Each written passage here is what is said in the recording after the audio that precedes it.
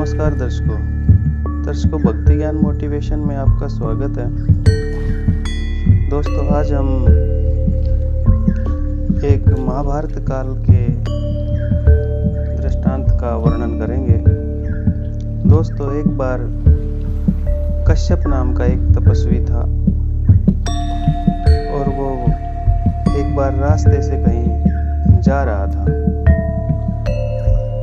तो रास्ते में एक धनी व्यक्ति जो अपने रथ में सवार होकर कहीं जा रहा था, तो उसने रथ के धक्के से उस व्यक्ति को गिरा दिया, क्योंकि वो धनी व्यक्ति अपने धन के मद में चूर था। उसके ऐसा करने से वो जो कश्यप नाम का व्यक्ति था, वो बड़ा ज्ञानी और तपस्वी था, लेकिन वो उसके इस तरह गिराने से इतना व्याकुल हुआ कि उसने कहा कि गरीब व्यक्ति का जीना बेकार है। और वो बहुत ज़्यादा परेशान हो गया और आत्महत्या के लिए चल पड़ा। उसने सोचा कि जंगल से जाकर आगे जो पहाड़ है उसकी चोटी पे चढ़कर मैं आत्महत्या कर लूँगा, छलांग लगा दूंगा वहाँ से। और वो चल दिया। तो दोस्तों, वो जंगल से जाता जाता जब पहाड़ की चोटी पर पहुंचा और वहाँ से जैसे ही छलांग लगाने के लिए तैयार हुआ, बड़ा परेशान था, तभी उसको एक गीदड़ ने आवाज़ लगाकर रोक लिया। और वो गिद्दड़ कौन था दोस्तों? वो इंद्र देवता गिद्दड़ के रूप में उसके पास आए थे, क्योंकि वो व्यक्ति बड़ा ईमानदार और तपस्वी भी था और उसको बोध कराने आए थे कि आत्महत्या करना पाप है। तो गिद्दड़ ने उससे कहा कि महोदय, आप आत्महत्या ना करें, रुक जाएं। क्या बात है, आप क्यों आत्महत्या करना चाहते हो? तो उसने उसके साथ जो भी घटना कश्यप व्यक्ति ने घटी थी उसके साथ उसने उसको सारी बता दी। फिर उस गिद्दड़ ने उसको बताया कि भाई, आप जिस योनि में हैं, मनुष्य योनि में, और आप आत्महत्या करने जा रहे हैं, क्या आपने कभी सोचा है कि मनुष्य योनि पाने के लिए बाकी जीव जंतु पशु पक्षी कितने तड़पते हैं? उनको श्राप मिला होता है, उनको भोग योनि होती है उनके लिए, वो उनके प्रारब्ध के अनुसार ये सारे पशु पक्षी जीव जंतु जानवर की योनि मिलती है। आपको पता है आपको कितनी अच्छी योनि मिली और ये कितने पुण्य कर्मों के बाद मिलती है? उसने कहा कि वो तो सब ठीक है, लेकिन गरीब व्यक्ति का, गरीब मनुष्य का भी इस दुनिया में कोई जीना नहीं, इसलिए मैं आत्महत्या करना चाहता हूँ। तो उसने कहा कि आप गरीब कहाँ हैं? आप जिस शरीर को नष्ट करना चाहते हैं, आपको पता है बाकी जीव जंतु जानवर पशु पक्षी उसको पाने के लिए कितना पश्चाताप करते हैं कि हमें पिछले जन्म में ये कर्म किए, इसलिए हमें ये भोग योनि मिली। वो व्यक्ति बड़ा ध्यान से सुन रहा था। फिर उसने कहा, चलो बाकी सब छोड़ो, सिर्फ छोटी सी बात हम करते हैं। गिद्दड़ बोला कि आपके हाथ हैं और मेरे हाथ नहीं है। केवल एक, और तो बातें बहुत सारी हैं, लेकिन केवल यही बात लेकर चले हम कि आपके हाथ हैं, भगवान ने 2 हाथ दिए आपको और मुझे हाथ नहीं दिए।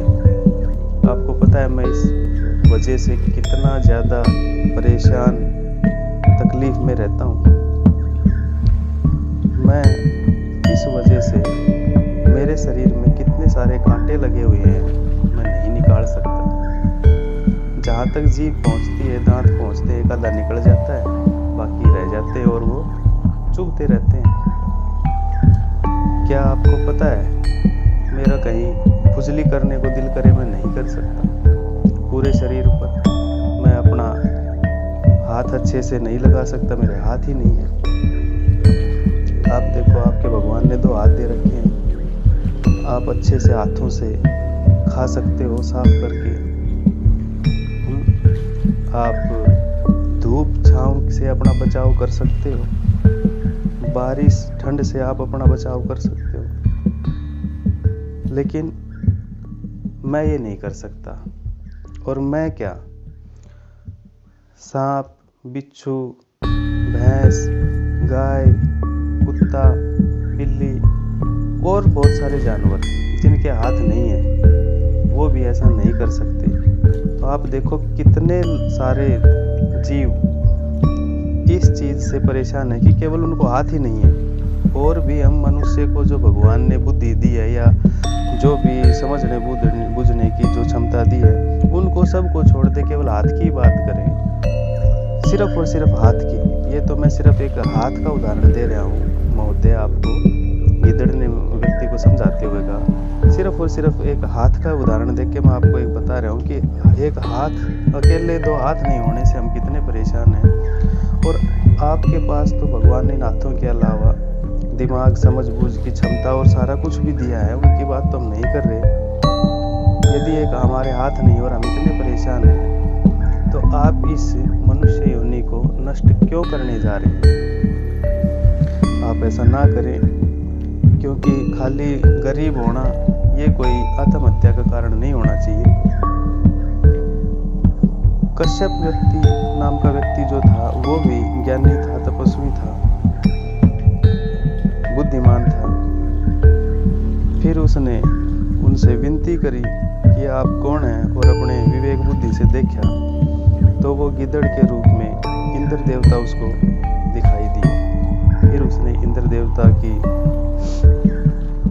प्रार्थना की, नमस्ते किया, जो भी होता है एक शिष्टाचार, और आगे से और तभी से उसने आत्महत्या का विचार त्याग दिया और अपना शांति से वापसी गांव की ओर चल दिया। दोस्तों,